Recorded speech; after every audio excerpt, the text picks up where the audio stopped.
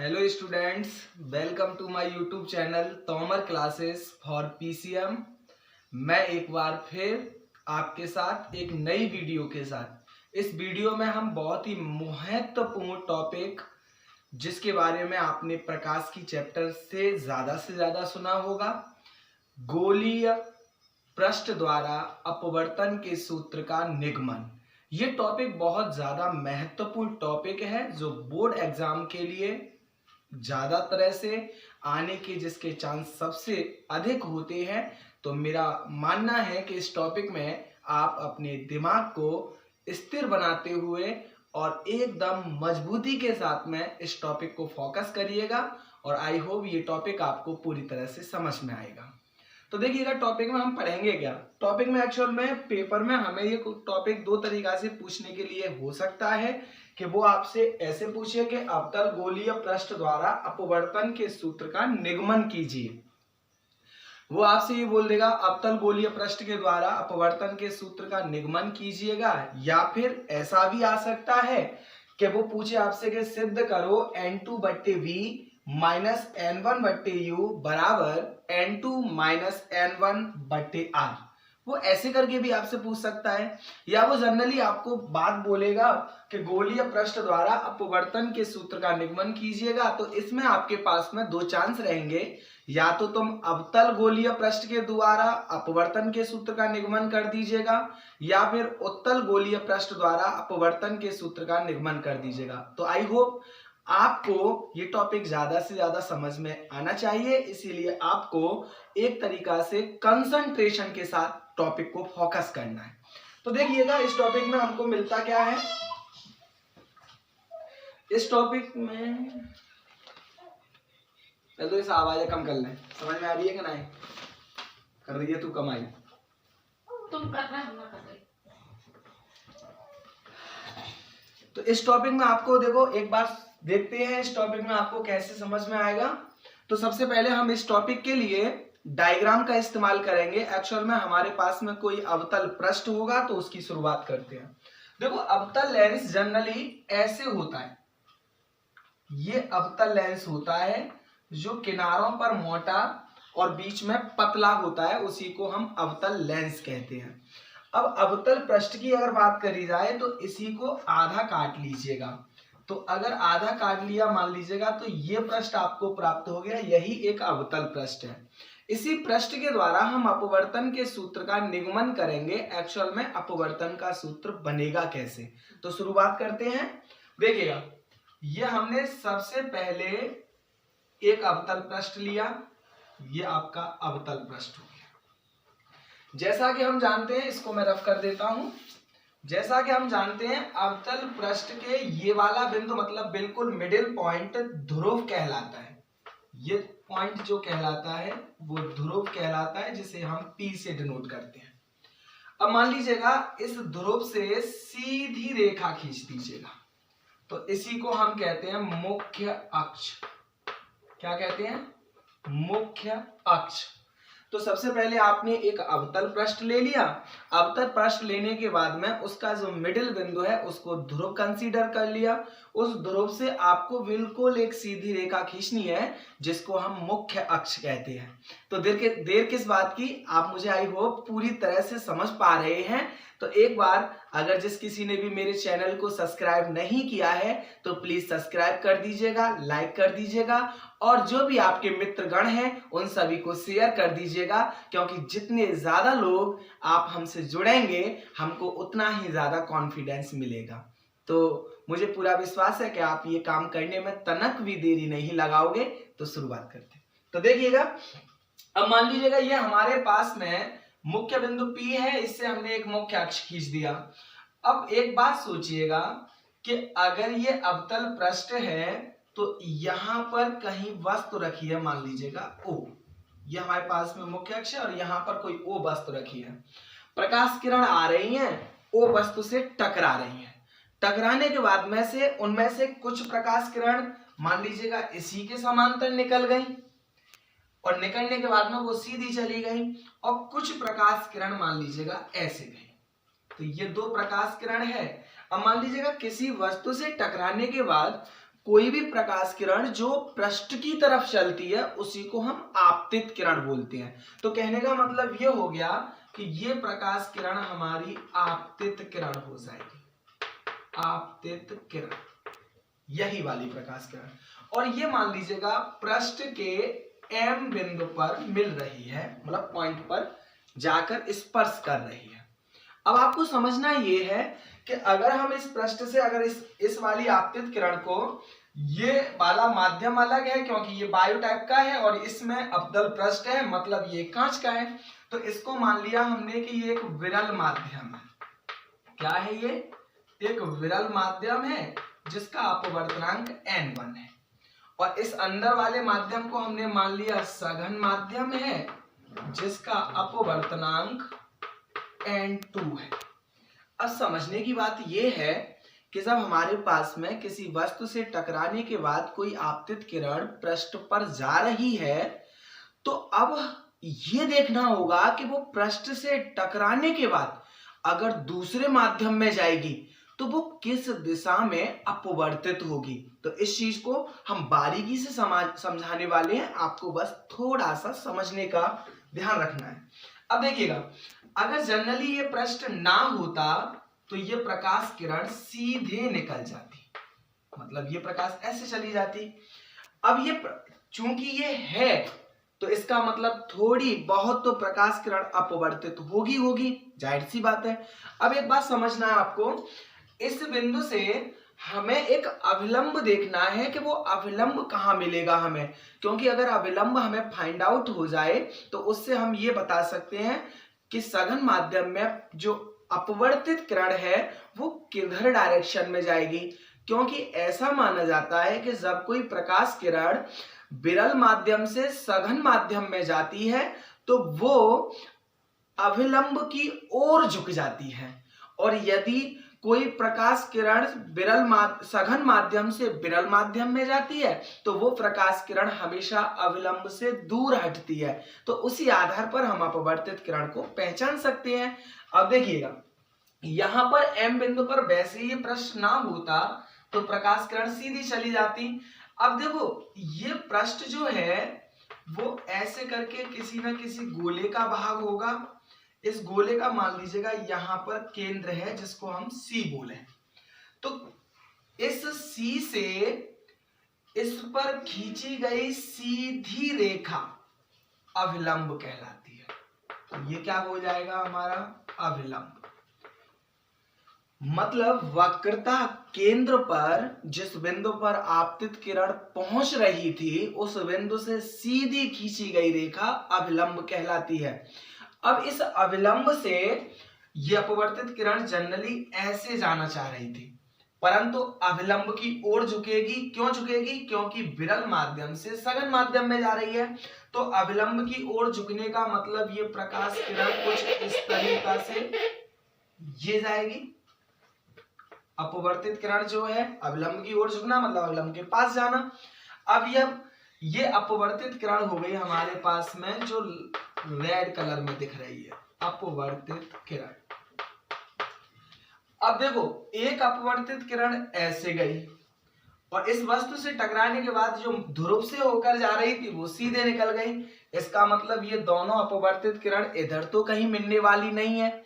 इसीलिए हम क्या करेंगे, इस अपवर्तित किरण की लाइन ऑफ एक्शन को पीछे खींचेंगे, और जब इसको पीछे खींचेंगे तो ऐसा प्रतीत होगा कि यहाँ पर ये दोनों प्रकाश किरण, ये वाली ऐसे और ये ऐसे गई है, ये दोनों इस बिंदु पर मिल जाएंगी और यही वस्तु का प्रतिबिंब कहलाएगा।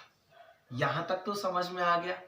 अब एक चीज समझने वाली और भी है कि अगर कोई आपतित किरण जा रही है और वो अभिलंब से कितना कोण बना रही है उसी को हम आपतन कोण भी कहते हैं।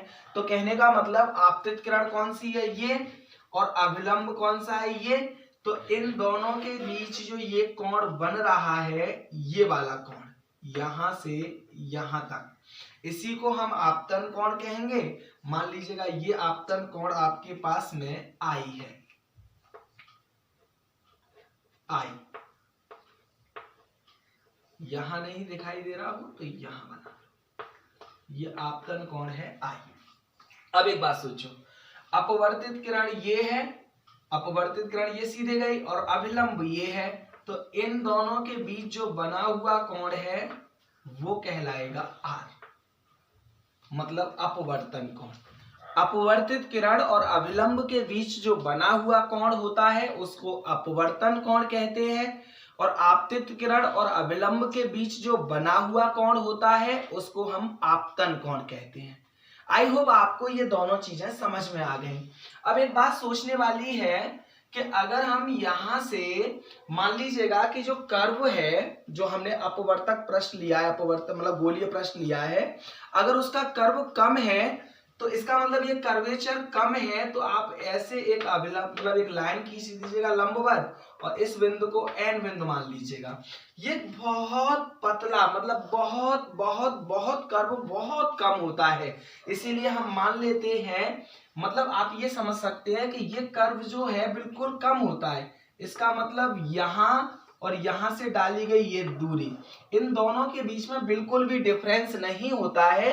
कहने का मतलब ये बहुत छोटी दूरी होती है, तो हम ऐसा कंसीडर कर लेते हैं कि जो N बिंदु है वो लगभग बराबर है P बिंदु के। मतलब जो N की जो दूरी है, अगर मतलब हम O से देखें तो जितनी दूरी N की है वही दूरी लगभग P के बराबर है। तो आई होप आपको ये यहाँ तक पूरी तरह से समझ में आ चुका होगा कि यहाँ से हमने ये डाला है तो ये N है और ये हमारे ध्रुव वाला बिंदु P था ही, मतलब जिसको आपने ध्रुव बोला था, और यहाँ से N की जो दूरी है वो लगभग P के बराबर है। कहने का मतलब ये है कि यहाँ तक हमारे पास में बिल्कुल क्लियर हो गया, एक अपवर्तक मतलब एक गोलीय पृष्ठ है, और उस गोलीय पृष्ठ की अगर बात करें तो यहाँ पर कोई वस्तु रखी हुई है और इस वस्तु से एक प्रकाश किरण ऐसे जा रही है, एक प्रकाश किरण ऐसे जा रही है। जो प्रकाश किरण ऐसे जा रही है मान लीजिएगा वो M बिंदु पर मिल रही है, तो M बिंदु पर हमें अभिलंब की जरूरत पड़ी, तो अभिलंब हमने खींच लिया वक्रता केंद्र से जाती हुई सीधी रेखा। यहां तक तो क्लियर हो गया। अब एक बात सोचो, अगर हम ध्रुव से वस्तु तक की दूरी देखते हैं तो वो वस्तु तक की दूरी U मानी जाती है, और ध्रुव से यदि हम ध्रुव से I तक की दूरी देखते हैं तो वो प्रतिबिंब की दूरी B मानी जाती है, और यदि हम ध्रुव से ही C बिंदु की दूरी देखें तो इसको हम वक्रता त्रिज्या R कहते हैं। मतलब यदि ध्रुव से वस्तु तक की दूरी को देखा जाए तो उसे U बोलते हैं, और यदि ध्रुव से प्रतिबिंब तक की दूरी को देखा जाए तो उसे V बोलते हैं, और यदि वस्तु से वक्रता केंद्र वाली दूरी को देखा जाए तो उसी को हम वक्रता त्रिज्या R बोलते हैं। अगर हम ध्रुव से लेफ्ट हैंड की तरफ चलते हैं तो ये दूरियां माइनस की हो जाती हैं। ये दूरियां किसकी हो जाती हैं? माइनस की, क्योंकि ये प्रत्येक दूरी हमें ध्रुव से लेफ्ट हैंड पर मिल रही है। जब ध्रुव से लेफ्ट हैंड पर कोई भी दूरी होती है तो उसको हम नेगेटिव लेते हैं, मतलब अगर हम इधर साइड चलते हैं तो नेगेटिव और इधर साइड चलते हैं तो पॉजिटिव। कहने का मतलब आप इतना भी समझ सकते हैं कि जिधर से यदि प्रकाश किरण आ रही हैं, आपतित हो रही हैं, उसके विपरीत में यदि हमें चलना पड़े तो उन दूरियों को हमें क्या लेना पड़ता है? उनको माइनस लेना पड़ता है। मतलब प्रकाश किरण यहां से आ रही है और हमें इसी के विरोध में चलना पड़ रहा है, विपरीत चलना पड़ रहा है, ऐसे चलना पड़ रहा है, तो ये दूरियां हमारी किसकी हो जाएंगी? माइनस की हो जाएंगी। यहां तक बात क्लियर हो गई। अब एक बात समझिएगा, जब ये माइनस की हो जाएंगी तो अब हमें शुरुआत करनी है। अब देखो, अगर हम इस चित्र को देख पाए तो पूरी तरह से समझ में आपको आ ही गया होगा। यहाँ एक अपवर्तक गोलीय पृष्ठ था, ये उसका मिडिल पॉइंट ध्रुव था, और ये वस्तु मालूम इसी से खींची गई सीधी रेखा मुख्य अक्ष थी। इसी पर एक वस्तु रखी हुई है ओ से कोई वस्तु प्रकाश किरण टकरा रही है तो वो इस बिंदु पर पहुंच रही है। कुछ प्रकाश किरण टकराने के बाद में सीधे निकल रही हैं। माना जाता है कि अपवर्तन के पश्चात ये दोनों प्रकाश किरण जहां मिलती हैं वहीं पर प्रतिबिंब बन जाता है। तो अब मान लीजिएगा ये प्रकाश किरण अपवर्तित होंगी तो ये अभिलंब की ओर हल्की सी जाएंगी, तो उससे पहले आपको अभिलंब की आवश्यकता पड़ेगी। अभिलंब हमने वक्रता केंद्र पर इसी बिंदु से सीधी रेखा खींच दी जिससे हमें अभिलंब की प्राप्ति हो गई। तो आई होप अब इस वाली लाइन ऑफ एक्शन को अगर देखेंगे तो ये अपवर्तित किरण इधर गई और ये वाली अपवर्तित किरण इधर गई। कहने का मतलब ये प्रकाश किरण इधर तो मिलेंगी नहीं कहीं, इसीलिए हमने इनकी लाइन ऑफ एक्शन को पीछे खींचा तो ये हमें यहाँ मिलती हुई प्रतीत हुई। इसी बिंदु को हमने आई बिंदु मान लिया, मतलब प्रतिबिंब। ध्रुव से यदि आई की दूरी देखते हैं तो वो माइनस के बी मानी जाती है। ध्रुव से यदि वस्तु की दूरी देखते हैं तो वो माइनस के यू। ध्रुव से यदि वक्रता केंद्र की दूरी देखते हैं तो वो माइनस के आर। माइनस इसलिए क्योंकि जिधर से आपतित किरण आती हैं अगर उसी के हमें विपरीत में चलना पड़ता है तो उन दूरियों को हम नेगेटिव लेते हैं। आई होप आपको यहां तक पूरी तरह से समझ में आ चुका होगा। तो एक बार इसका स्क्रीनशॉट ले लीजिएगा, फिर मैं इसमें से कुछ रफ कर दूंगा जिससे आपको ये डेरिवेशन और भी ज्यादा सिंपल तरीके से समझ में आ जाएगी, क्योंकि मैं यहाँ रफ कर दूंगा और आपको बारी बारी से समझाता रहूंगा। तो देर किस बात की, एक स्क्रीनशॉट लीजिएगा और फिर आगे चलते हैं।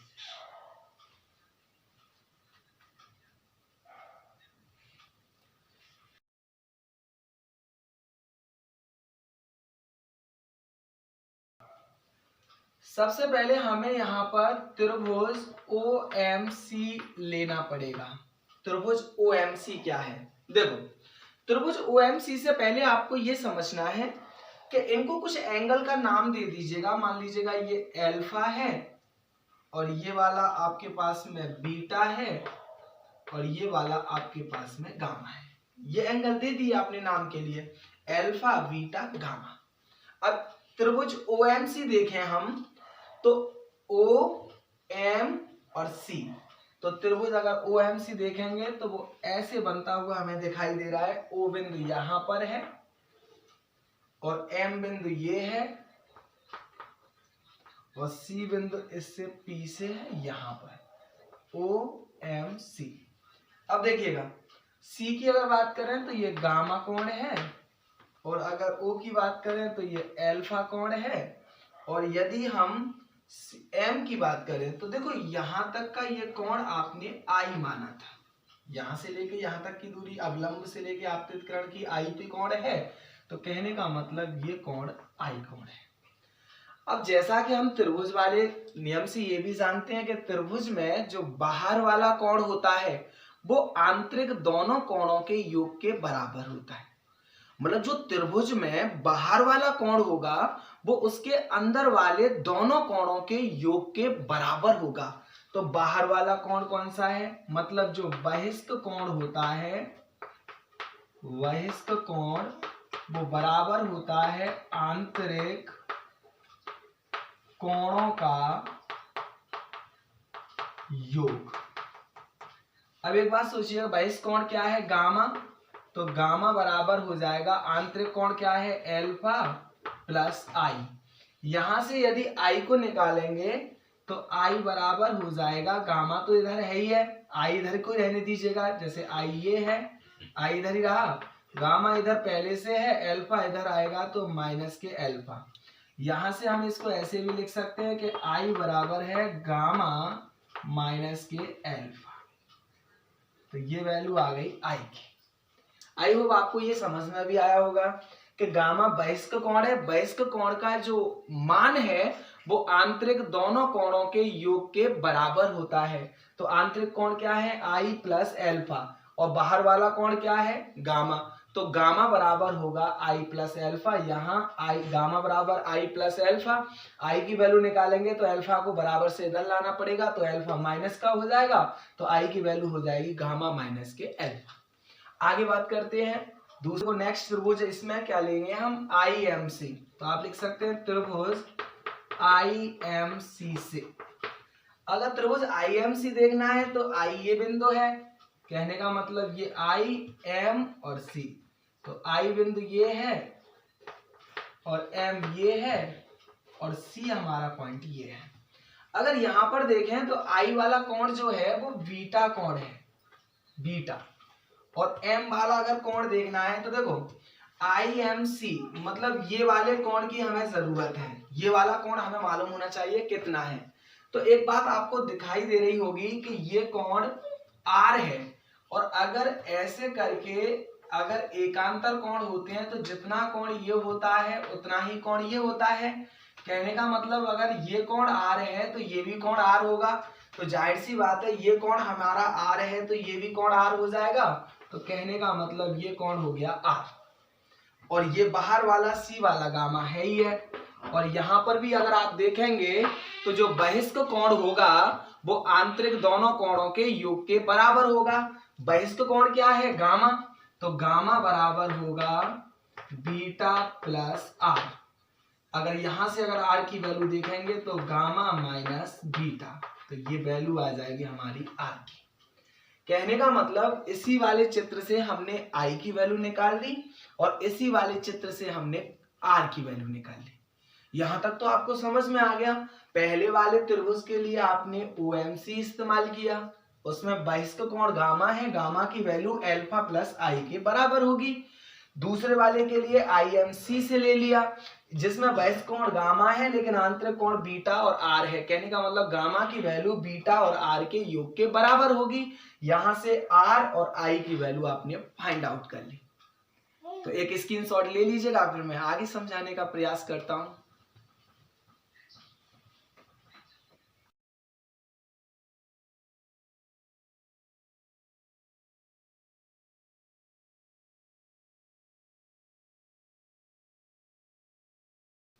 अब शुरुआत करते हैं। स्नेल का नियम क्या कहता है? स्नेल के नियम से, स्नेल का नियम कहता है साइन आई बटे साइन आर बराबर जिस माध्यम में जा रही है प्रकाश किरण उसका अपवर्तनांक अपॉन जिससे आई है प्रकाश किरण उसका अपवर्तनांक। कहने का मतलब दूसरे वाले का अपवर्तनांक n2 और जिससे आई है उसका n1। तो साइन आई बट्टे साइन आर बराबर n2 बट्टे n1। अब यहां से अगर हम क्रॉस मल्टीप्लाई करें तो n1 साइन आई हो जाएगा बराबर n2 साइन आर हो जाएगा। यदि आई व आर सूक्ष्म कोण है, सूक्ष्म मतलब होता है बहुत छोटे कोण, सूक्ष्म कोण है, तो अगर सूक्ष्म कोण होते हैं तो साइन में कोई सूक्ष्म कोण होता है, जैसे साइन अगर आई सूक्ष्म कोण है तो साइन आई की वैल्यू आई के ही बराबर होगी, ऐसे ही साइन आर की वैल्यू आर के ही बराबर होगी। मतलब अगर यहाँ पर जो साइन के साथ में कोई हम एंगल लेके चल रहे हैं और वो यदि सूक्ष्म कोण है तो उसकी वैल्यू अगर साइन को हटा भी आप साइन को हटा देंगे तो जो साइन आर की वैल्यू होगी वो आर के ही बराबर होगी। तो आप यहाँ पर कह सकते हैं कि साइन आई बराबर हो जाएगा आई और साइन आर बराबर हो जाएगा आर। अगर सूक्ष्म कोण है तो ये दोनों वैल्यू बराबर हो जाएंगे। इसीलिए यदि हम इसमें साइन आई की जगह आई रख दें और साइन आर की जगह आर रख दें तो ये हो जाएगा n1 आई बराबर n2 आर। इसे समीकरण नंबर डाल दीजिएगा 1। अब एक बात सोचिएगा, इससे पहले हमने आई और आर की वैल्यू पहले ही निकाल रखी है, आपको अभी थोड़ी देर पहले ही निकाली थी कि आई और आर की वैल्यू क्या होती है, तो वो वैल्यू आप यहाँ पर इस्तेमाल कर सकते हैं। आई की वैल्यू आपके पास में क्या आई थी, तो देखिएगा शुरुआत करिएगा। आई की वैल्यू यहाँ से मिली थी आपको OMC से, OMC से। तो आई की वैल्यू आपने कितनी प्राप्त की थी? आई की वैल्यू प्राप्त करी थी, गामा की वैल्यू जो थी वो अल्फा प्लस आई के बराबर थी। तो गामा बराबर अल्फा प्लस आई, तो आई बराबर हो गया था गामा माइनस अल्फा। तो आई की वैल्यू आई थी गामा माइनस अल्फा, ये वैल्यू प्राप्त हुई थी। ऐसे n2 अगर r की वैल्यू देखेंगे तो r की वैल्यू कितनी आई होगी? r की वैल्यू ये r था, ये r था, तो IMC थी, तो गामा बराबर था r प्लस बीटा। तो अगर r की वैल्यू निकालेंगे तो गामा माइनस के बीटा, तो r की वैल्यू आई थी गामा माइनस के बीटा। इससे पहले वाला जो हमने रफ कर दिया है उसमें i और r की वैल्यू आपने प्राप्त कर रखी थी। i की वैल्यू थी गामा माइनस के अल्फा और r की वैल्यू थी गामा माइनस के बीटा। तो आपके पास में जो फाइनल आ गया वो n1 गामा माइनस के अल्फा और n2 गामा माइनस के बीटा आपको प्राप्त हो गया। अब एक बात सोचिएगा, यदि अल्फा बीटा गामा, यदि अल्फा बीटा गामा सूक्ष्म कोण है, सूक्ष्म कोण है, तब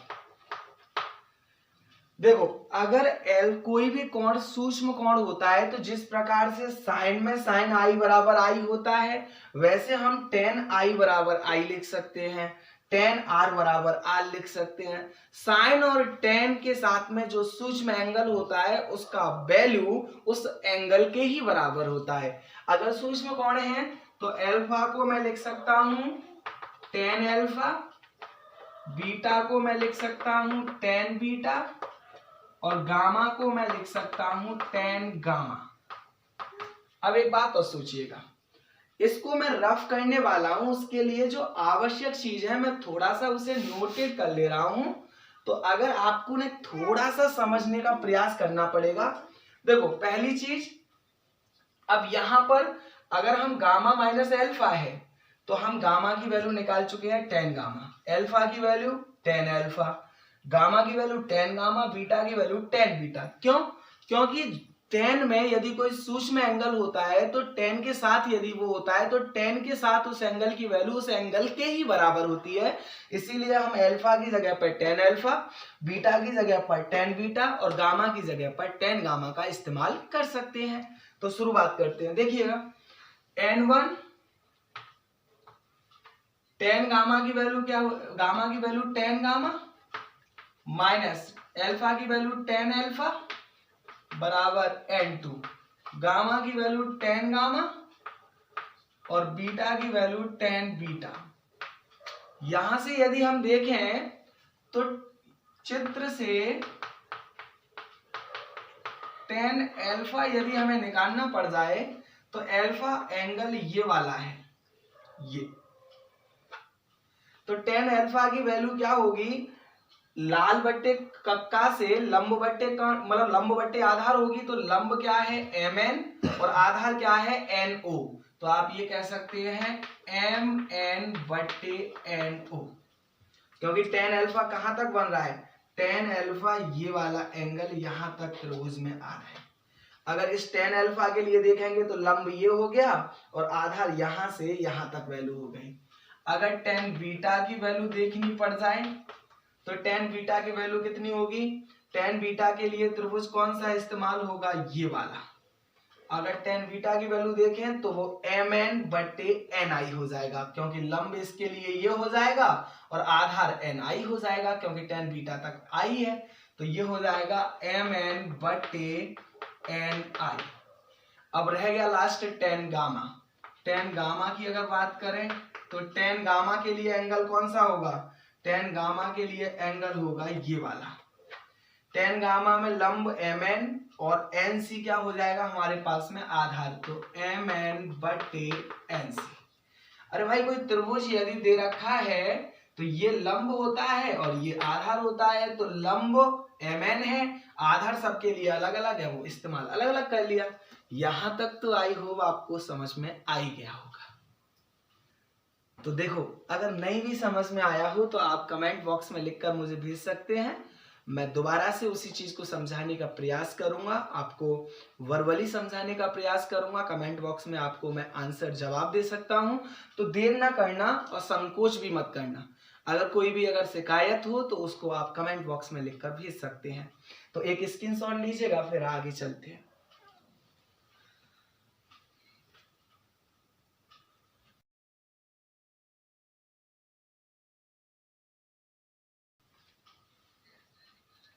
तो शुरुआत करते हैं। देखिएगा ये रफ हो गया है, ni है, तो n1 टेन गामा की वैल्यू क्या है mn बट्टे nc, टेन एल्फा की वैल्यू mn बट्टे no लगाते जाइएगा, n2 टेन गामा की वैल्यू mn बट्टे nc माइनस टेन बीटा की वैल्यू mn बट्टे ni। सब वैल्यू लगा दी। देखो सब में से mn हमें कॉमन दिखाई दे रहा है, तो mn यदि यहाँ कॉमन ले लेंगे तो n1 पहले से है, mn कॉमन ले लिया। अब यहाँ कुछ नहीं बचेगा क्योंकि mn कॉमन आ गया, तो ये बचेगा 1/nc माइनस यहाँ से mn कॉमन बाहर आ गया, कुछ नहीं बचा, तो 1/no। यहाँ पर n2 पहले से है ही है, अब यहाँ से mn कॉमन ले लेंगे तो mn कॉमन ले लिया, या mn कॉमन आ गया तो कुछ नहीं बचा तो 1/nc, यहाँ से mn कॉमन आ गया कुछ नहीं बचा 1/ni। ये चीज हो गई। mn से mn कैंसिल, ये दोनों कट जाएंगे, बचेगा क्या n1 बट्टे 1/nc माइनस 1/no बराबर n2 1/nc माइनस 1/ni। जैसा कि चित्र तुमने मिटा दिया है, कहने का मतलब जब चित्र आपने मिटाया है तो वहां पर आपको लिखा था कि n की जो वैल्यू थी वो लगभग p के बराबर थी। कहने का मतलब जो n की वैल्यू आप इस्तेमाल कर रहे थे वो p के बराबर ही तो थी। तो कहने का मतलब मेरा ये है कि जब n की वैल्यू p के बराबर है तो n की जगह पर p हम इस्तेमाल कर सकते हैं। तो p लगा दीजिएगा, n1 1/pc minus 1/po, n की जगह पर p लगा दे रहे हैं, n2 1/pc माइनस 1/pi। यहां तक समझ में आ गया। अब देखो P से C तक की दूरी क्या थी, P से C तक की दूरी थी माइनस के R। P से O तक की दूरी क्या थी, P से O तक की दूरी थी माइनस के U। P से I तक की दूरी क्या थी, तो P से I तक की दूरी थी माइनस के B। सभी वैल्यूओं को हमें यहां पर पुट करना है। तो देखो n1 और ये 1/pc, pc की वैल्यू माइनस के r तो 1/माइनस के r, फिर माइनस po की वैल्यू माइनस के u तो 1/माइनस के u बराबर n2 1/pc तो माइनस के r तो 1/माइनस के r, फिर माइनस pi तो मतलब v तो 1/माइनस के v, और माइनस पहले से ऑलरेडी वो है ही है। तो कहने का मतलब pc की जगह पर मैंने माइनस के r लगा दी, po की जगह पर माइनस के u लगा दी, pc की जगह पर माइनस के r और pi की जगह पर माइनस के b। अब देखो अगर यहां से देखें तो n1 की अंदर मल्टीप्लाई करनी है, तो देखो n1 की 1 में करी तो n1 बट्टे माइनस के r, माइनस माइनस ये प्लस हो गया, n1 की 1 में करी तो प्लस के n1 बट्टे u बराबर n2 की अंदर मल्टीप्लाई कर रहे हैं, n2 की 1 में करी तो n2 बट्टे माइनस r, और माइनस माइनस ये प्लस हो गया, n2 की 1 में करी तो प्लस n2 बट्टे v। अब देखो यहां से यदि हम n2 बट्टे v ये है ही है तो n2 बट्टे v इधर ही रहने दीजिएगा, n2 बट्टे v, n1 बट्टे u है बराबर पहुंचाओगे तो ये प्लस का है, बराबर से उधर जाएगा तो माइनस का, तो n1 बट्टे u, n1 बट्टे r है ये, n2 बट्टे r और ये माइनस का है बराबर से इधर आएगा तो n2 बट्टे r प्लस का, और ये माइनस का है ये तो इसे पीछे लिख दो n1 बट्टे r। जब ये इसके बराबर है तो ये भी तो इसके बराबर है भाई, ये चीज बराबर है इसके तो ये चीज बराबर है इसके, तो हम उल्टा लिख दे रहे हैं इसको, n2 बट्टे v माइनस n1 बट्टे u बराबर n2 बट्टे r माइनस n1 बट्टे r। तो ये n2 बट्टे v माइनस n1 बट्टे u बराबर r एलसीएम ले लो। अब r एलसीएम ले लिया तो सेम एलसीएम है दोनों में, तो ऊपर वाला ऐसे उतार दीजिएगा n2 माइनस n1। यही आपको प्रूफ करवा रहा था वो यही सिद्ध करवा रहा था। तो आई होप आपको ये टॉपिक बड़ा ही मजेदार और आसान सा लगा होगा। आप इसको बार बार प्रैक्टिस करना, जब बार बार प्रैक्टिस करेंगे तो ये टॉपिक आपके लिए बेहद ही आसान बन जाएगा। तो देर किस बात की, जिसने अब तक भी मेरे इस चैनल को सब्सक्राइब ना किया हो तो प्लीज सब्सक्राइब कर दीजिएगा और बेल आइकन को अवश्य दबा दीजिएगा, ताकि आपको नई नई वीडियो की अपडेट्स टाइम टू टाइम मिलती रहे। तो थैंक यू।